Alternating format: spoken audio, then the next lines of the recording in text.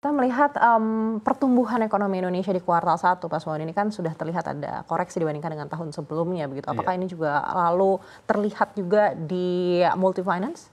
Ya, kalau di industri pembiayaan memang kita rasakan tahun 2025 ini khususnya di kuartal pertama ini kita memang mengalami cukup besar tantangannya. Memasuki bulan Januari rasanya kok lambat sekali gitu. Terus Februari dengan bulan yang sangat pendek. Kita harapkan bulan Maret Ramadan biasanya terjadi peningkatan. Namun peningkatan itu memang terjadi, tapi yang kita lihat pertumbuhan kita ini memang tidak sesuai dengan harapan. Artinya year on year kita masih tumbuh kisaran antara 5-6%. Tapi pertumbuhan ini tidak sesuai dengan harapan yang kita harapkan juga bersama oleh pelaku industrinya itu sendiri. Walaupun masih tumbuh.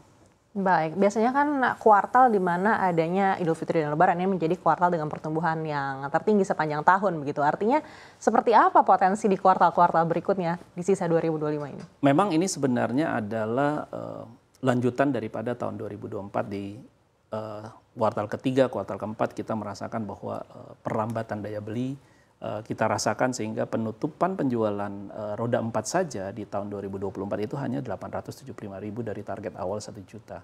Nah, ini masih terus berlanjut dan kita sebenarnya sangat khawatir bahwa apa yang diharapkan oleh Gaikindo sendiri, misalnya mereka bisa menjual dengan angka 900.000, tapi ini malah mungkin akan counterproductive, bisa bahkan di bawah 800.000 yang saya dengar dari para pelaku usaha bahwa untuk mencapai 800.000 aja sudah sangat berat di tahun 2025 ini.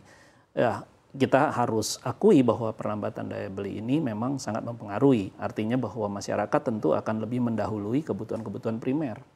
Bahwa untuk mengganti kendaraan dan lain-lainnya ini bisa menunggu sampai pulihnya ekonomi dari rumah tangganya masing-masing atau dari masing-masing masyarakat itu sendiri bahwa mereka harus mengganti kendaraannya, satu dan lain hal, ada yang lebih didahulukan.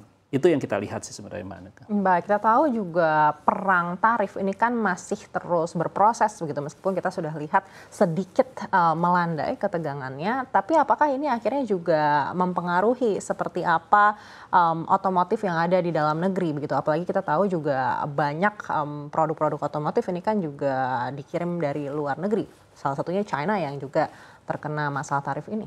Ya, selain daripada kalau kita bicara kendaraan roda 4 China itu sendiri sih kendaraan elektriknya laku, tapi lakunya itu mungkin sangat hot sales di kota-kota besar. Antara lain mungkin Jakarta. Jakarta sangat mungkin diperlukan oleh masyarakat di dalam commuting. Misalnya untuk mereka bertugas dari rumah dan segala bekerja dan lain-lain atau berusaha, mereka melihat bahwa Jakarta ini kan ada ganjil genap. Dan kalau membeli kendaraan listrik itu nggak terlalu sulit, misalnya harus ganti kendaraan ganjil, genap besok, dan satu dan lain halnya. Jadi ini merupakan satu animo baru, di mana satu experience baru untuk mengendarai kendaraan listrik, dan China melihat peluang ini. Mereka menjual dan satu kendaraan-kendaraan listriknya dengan settingan harga yang sangat menarik, dan ini yang membuat masyarakat Indonesia, khususnya di perkotaan besar seperti Jakarta salah satunya, yang memang pangsa pasar kendaraan mobil sendiri sangat besar, memang di kota Jakarta mungkin 29-30%. Motor belum terlalu, karena masih ya antara yang banyak menggunakan masih mungkin platform-platform online dan segalanya untuk efisiensi dan efektif dari bahan bakar itu sendiri. Tapi kalau kita lihat bahwa perang tarif ini yang kita khawatirkan kalau nanti berlanjut dan terus berlanjut antara China dan Amerika, tentu China sendiri harus mencari pangsa pasar baru. Kemana mereka cari? Penduduk yang besar selain Amerika di Southeast Asia adalah Indonesia. Dan kita sebenarnya sudah lihat bahwa begitu banyak arus barang dari produk-produk China masuk ke kita melalui online platform dan satu dan lain. Masyarakat Indonesia pasti akan mencari harga yang murah, kualitasnya sekarang barang China itu sendiri juga bukan dibilang very bad, tapi ya sudah bisa diterima oleh masyarakat Indonesia. Dengan harga yang memadai, dengan barang kualitas yang cukup baik. Nah, ini yang kita harus kuatkan adalah bagaimana masyarakat Indonesia mencintai produk Indonesia. Yang kita khawatir nanti imbasnya adalah kepada UMKM. Pelaku-pelaku UMKM di Indonesia akan terkena dampaknya dan tidak bisa bersaing dengan barang-barang China. Nah, ini kita harus cermati bersama sebenarnya, Maneka. Baik, tapi kalau melihat kondisi yang tadi Bapak sampaikan, seperti apa ini lalu akan mempengaruhi otomotif yang ada di Indonesia, terutama multi-finance?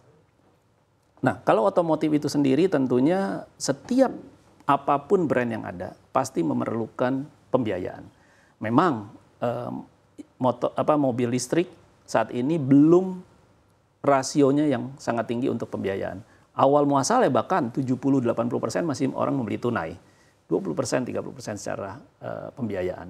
Tapi sekarang sudah sedikit meningkat di angka 50%. Satu dan lain halnya, ya seperti yang saya sampaikan, yang membeli kendaraan listrik adalah menengah ke atas. Artinya kantongnya masih cukup.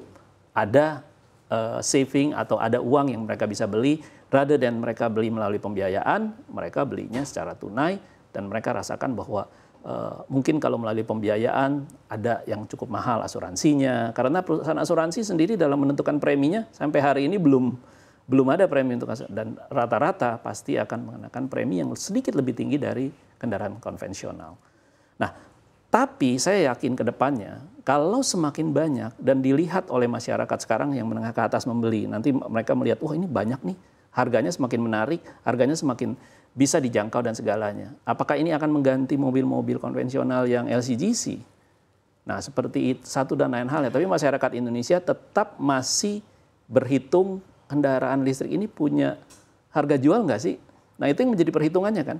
Padahal harga jual kendaraan listrik sebenarnya bukan dari mobil itu sendiri, tapi harga bagaimana bisa menghemat bensin, menghemat perbaikan, dan satu lain itu sebenarnya sudah dinikmati selama dia pakai misalnya 5-6 tahun yang akan datang. Tapi kembali, pola-pola cara berpikir dan segalanya ini memerlukan waktu. Tapi buat kami adalah apapun kendaraan yang dijual, selama saya yakin penduduk atau masyarakat kita memerlukan pembiayaan. Tapi kapan? Dan saat ini memang kita sedang dalam tahap yang kurang baik dalam hal misalnya volume pembiayaan itu sendiri atau volume permintaan akan kendaraan roda 4 khususnya, roda 2 masih sedikit naik 2-3%. Tapi 2-3% menurut pelaku usaha khususnya dealer-dealer motor dan segalanya ini nggak baik-baik juga gitu.